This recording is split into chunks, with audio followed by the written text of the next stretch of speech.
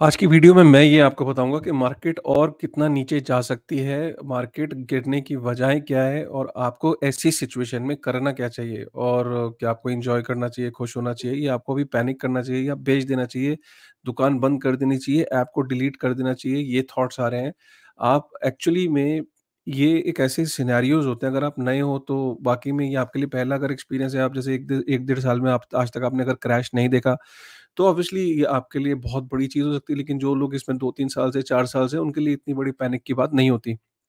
लेकिन ऑब्जेक्टिव ये है कि वीडियो बनाने का कि आपको एक आइडिया देना है ऐसे सिनेरियो में कि क्या वजह है और कहाँ तक ये जा सकती है और आपको ऐसी सिचुएशन में क्या करना चाहिए। प्योरली मेरी एनालिसिस है, किसी भी तरीके की फाइनेंशियल एडवाइस नहीं है। ये मेरा बिलीफ है और मेरा थॉट है, और आपको इस बेसिस पे कोई आपको ट्रेडिंग की कॉल लेने की ज़रूरत नहीं है। जस्ट आपको ये वीडियो का ऑब्जेक्टिव है एक पर्सपेक्टिव देना, ठीक है? तो सबसे पहले हम बात करते हैं कि मार्केट के अंदर हो क्या रहा है।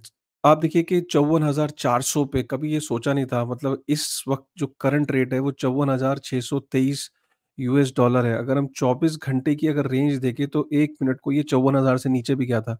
53,904 यूएस डॉलर का पहुँचा था, 53,904 US dollar which is like massive. इसकी वजह क्या है? देखिए, एक होता है ना कि बहुत बड़ी-बड़ी वजहें होती हैं। जैसे आपने ना पास्ट में देखा होगा, एफटीएक्स एक बहुत बड़ी वजह थी, ठीक है? कि एफटीएक्स का डिफंक्ट होना, उसके बाद थ्री एरोज़ कैपिटल और उसके बाद पूरा जेमिनी से लेके हर चीज़ एक इंटरकनेक्टेड थी। पीछे हमने देखा था कि सोलाना का बैठना, पचासियों चीज़ें हुई थी, तो वो लग रहा था लूना का क्रैश करना, वो लग रहा था कि हाँ यार, एक बहुत बड़ा मैसिव एक इवेंट हुआ था और डिज़र्व करती थी मार्केट इतना गिरना, और मार्केट वहाँ से रिकवर करने में लग रहा था कि कई साल लगेंगे और वो हुआ भी। खैर इतने साल नहीं लगे, मार्केट जल्दी रिकवर कर गई, लेकिन फिर भी ये था कि यार बहुत बड़ा इवेंट हुआ है। हाँ यार, लगता है, ठीक है। इस वक़्त अगर हम और पास्ट में चलें, तो पास्ट में भी अगर हमने देखा कि कोविड के आस-पास, कोविड का जब जैसे ही अनाउंसमेंट हुआ था और एक वो ब्लैक स्वान इवेंट कहते हैं कि वो आउट ऑफ कंट्रोल था। मतलब आपको ये नहीं पता था कि यार क्या होगा? तो उस टाइम पे मार्केट क्रैश करी थी। लग रहा था कि हाँ यार, बहुत बड़ा इवेंट है, पता नहीं है, एक एक एक अंधकार सा दिख रहा है, पता नहीं वायरस कितना डेडली है और क्या होगा, और उस टाइम पे भी एक मार्केट के अंदर पैनिक अटैक आया था। मार्केट डिज़र्व करती थी, रीज़न था मार्केट का गिरने का।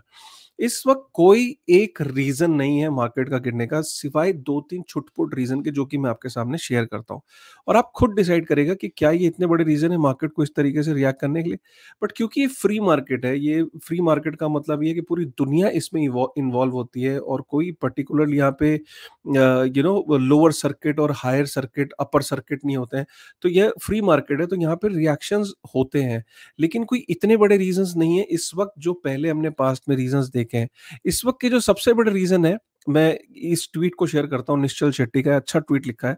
निश्चल कहता है कि भई, एक सबसे बड़ा पैनिक का रीज़न ये है कि 1,42,000 जो बिटकॉइन है, जो माउंट गॉक्स हैक हुई थी, तो माउंट गॉक्स की जब हैक होने के बाद 1,42,000 बिटकॉइन और 1,43,000 बिटकॉइन कैश, तो उस समय में जब लोगों का हैक हुआ था, तो लोगों को वो वापस मिलने हैं, राइट? अब लोगों को जब वो वापस मिलने हैं, तो माना ये जा रहा है कि ये सारे के सारे बिटकॉइन मार्केट में वो सेल करेंगे। 1,42,000 बिटकॉइन सेल कर देंगे? नहीं।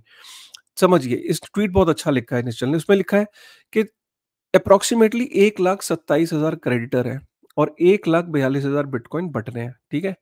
10 साल पहले 2014 में इनकी वैल्यू थी 850 मिलियन यूएस डॉलर, ठीक है?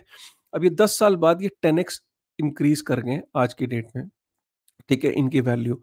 अब ये जब लोगों को मिलेंगे, ठीक है? और फिर मैं आपको बोल रहा हूँ कि 10 गुना ज़्यादा इनकी प्राइस बढ़ गई है, तो लोगों को जब ये मिलेगा तो डॉलर में नहीं मिलेंगे, तो इसका मतलब बिटकॉइन मार्केट में सेल नहीं होंगे।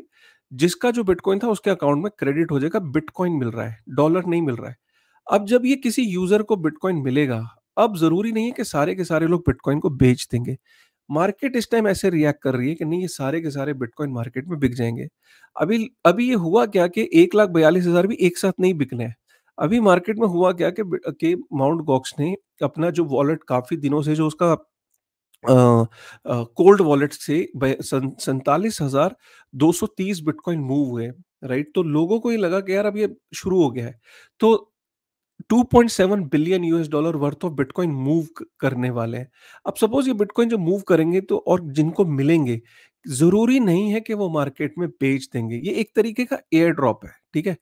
एयर ड्रॉप के अंदर जब लोगों को एयर ड्रॉप मिलता है, तो क्या सारे वो एयर ड्रॉप बेच देते हैं? नहीं, कुछ लोग एयर ड्रॉप को रखते हैं, कुछ लोग पार्शियली बेच देते हैं। तो इसको इसी तरीके की सिचुएशन समझिए, लेकिन मार्केट है, मार्केट को तो ये लग रहा है कि नहीं यार सारा का सारा बिटकॉइन आएगा और वो बिक जाएगा। तो ये बड़ी इंपॉर्टेंट बात है, ये एक मार्केट में वजह है। दूसरा जो जर्मनी है, जर्मनी के पास, यूएस के पास जब ये बिटकॉइन को सीज़ करते हैं क्रिमिनल से या कोई भी किसी पर्टिकुलर केस में, फिर ये जाके मार्केट में बिटकॉइन को बेचते हैं। तो जर्मनी का ये है कि वो 175 million US dollar worth of bitcoin उसने बेचने की उसने वो उसके 175 million US dollar worth of crypto है उसके पास, जिसमें से मेजॉरिटी बिटकॉइन है, जिसको वो सेल करने के लिए वो एक्सचेंजेस पे वो मूव कर रहा है, ठीक है? तो जिसमें उसने 3000 बिटकॉइन उसने मूव करे, उसने अलग-अलग एड्रेसेस पे, और 1700 बिटकॉइन उसने ट्रांसफर करे। तो लोगों को ये लग रहा है कि यार ये अलग-अलग 500 बिटकॉइन जैसे उसने बिटस्टैम्प पे भेजे, 400 बिटकॉइन उसने कॉइनबेस पे भेजे, 400 बिटकॉइन उसने क्रैकन पे भेजे। तो लोगों को ये लग रहा है कि बहुत बड़ा डंप आने वाला है, तो ये भी एक वजह है। तो माउंट गॉक्स पहली वजह, दूसरी वजह जर्मनी की वजह, जो इतना बड़ा जो उसके पास सीज़ पड़े हुए हैं, वो उनको हॉडल नहीं करना चाहती, हॉडल तो आप और हम जैसे लोग करते हैं, तो वो उसको सेल करना चाहती है। तो ये जर्मनी भी एक बड़ी वजह है। और तीसरी बड़ी वजह ये है कि ईटीएफ्स के अंदर कोई बहुत बड़ा इन्फ्लो नहीं आ रहा है। इनफैक्ट 20 जून में 20 जून में आउटफ्लो था $140 मिलियन, 21 जून को $105 मिलियन यूएस डॉलर, 24 जून को $175 मिलियन यूएस डॉलर का आउटफ्लो था। उसके बाद एक इनफ्लो आप देख सकते हो, 31 मिलियन, 21 मिलियन, 11 मिलियन, कोई बहुत बड़े इनफ्लो नहीं है, और लास्ट में अब ये आउटफ्लो है। तो और 4 जुलाई की छुट्टी थी, 5 जुलाई का आज फ्राइडे है, लोग जनरली वीकेंड पे हैं। अब ये देखने वाली बात है कि मंडे को क्या होता है। लोगों का ये मानना है कि ईटीएफ में भी बड़ी सेलिंग आएगी, ठीक है? अब कहने का मतलब ये है कि क्या बिटकॉइन यहाँ से नीचे जा सकता है? और नीचे जा सकता है? बिल्कुल जा सकता है यार। यहाँ से और नीचे भी जा सकता है। और यहाँ से वो 45,000 यूएस डॉलर भी जा सकता है। कुछ लोग कह रहे हैं कि 38,000 यूएस डॉलर भी जा सकता है, 40,000 यूएस डॉलर भी जा सकता है। देखिए, मुझे ये नहीं पता कि ये कहाँ तक जाएगा। मेरा वो फ़ोकस भी एरिया भी नहीं है। मेरा फ़ोकस एरिया है जो मैंने लास्ट टाइम आपके साथ वीडियो में शेयर किया था, उसको मैं फिर से एक बारी शेयर करता हूँ, ताकि आपको एक पिक्चर क्लियर हो जाए। आपका फ़ोकस इस बात पे नहीं होना चाहिए कि बिटकॉइन और कितना नीचे जाएगा। आपका फ़ोकस किसी और तरीके से आपको ये इंडस्ट्री को देखना चाहिए। जैसे मैं आपके सामने वो स्क्रीन को शेयर करता हूँ, और मैंने लास्ट टाइम भी ये कैलकुलेटर शेयर किया था, फिर मैं शेयर करता हूँ। आपको याद होगा जब मैंने लास्ट टाइम वीडियो बनाया था, तो ये फिगर यहाँ पे जो 54,000 जो 60 54,000 यूएस डॉलर आप देख रहे हो, ये 60,000 यूएस डॉलर थी। देखिए ये जो ग्रिड है, ये ग्रिड क्या बताता है? ये ग्रिड बताता है कि बहुत थोड़ा-सा ईज़िली मैं समझाने की कोशिश करता हूँ, आपका फ़ोकस एरिया क्या होना चाहिए। ये ग्रिड ये बताता है कि सपोज़ करिए कि 1 साल में एक्सपेक्टेड प्राइस बिटकॉइन का 1,20,000 यूएस डॉलर हो जाता है। एक सिनेरियो ये है कि 2 साल में 2 लाख यूएस डॉलर हो जाता है। 6 से 7 सालों में 5 लाख यूएस डॉलर अगर बिटकॉइन का प्राइस पहुँचता है, और 11 से 12 सालों में 1 मिलियन यूएस डॉलर के आसपास बिटकॉइन का प्राइस पहुँचता है। सपोज़ ये सिनेरियो है। और एक सिनेरियो ये है कि सपोज़ करिए कि आपका टारगेट ये है लाइफ़ का कि यार मेरे पास ना मैं किसी तरीके से 0.05 बिटकॉइन एक्युमुलेट कर लूँ। ज़्यादातर लोग 0.05 और 0.10 वाली रेंज में ही फ़ॉल करेंगे, मैं बाकी कैटेगरीज़ को टच नहीं कर रहा हूँ। 0.05 बीटीसी सपोज़ आपका टारगेट है। आपने ये 0.05 बीटीसी आज की डेट में ये 2700 यूएस डॉलर का है। 2700 यूएस डॉलर का मतलब है कि 2,26,800 आईएनआर में।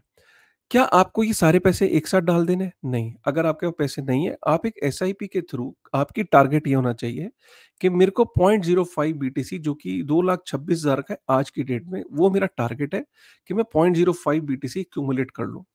एक दूसरा सिनेरियो ये है कि एक दूसरा आदमी कहता है कि नहीं मुझे 0.10 टारगेट करना है। 0.10 बीटीसी आज की डेट में अगर आप टारगेट करते हो तो 5400 यूएस डॉलर का पड़ता है। अगर मैं यहाँ 5400 डालता हूँ तो अप्रॉक्सिमेटली 4,53,600, 4,53,000 के सब लोगों के पास होते नहीं। आपको ये एसआईपी के थ्रू आपका टारगेट ये है कि 4,53,000 मतलब मुझे 0.10 बीटीसी एक्यूमुलेट करना है। मैं 1 मिनट को ही लेके चलता हूँ कि 50% लोग 0.05 में ही फ़ॉल करेंगे, ठीक है? 0.05 को ही अगर मैं यहाँ पे लेके चलूँ, आपको मैं ये बताना चाहता हूँ कि अल्टीमेटली होता क्या है?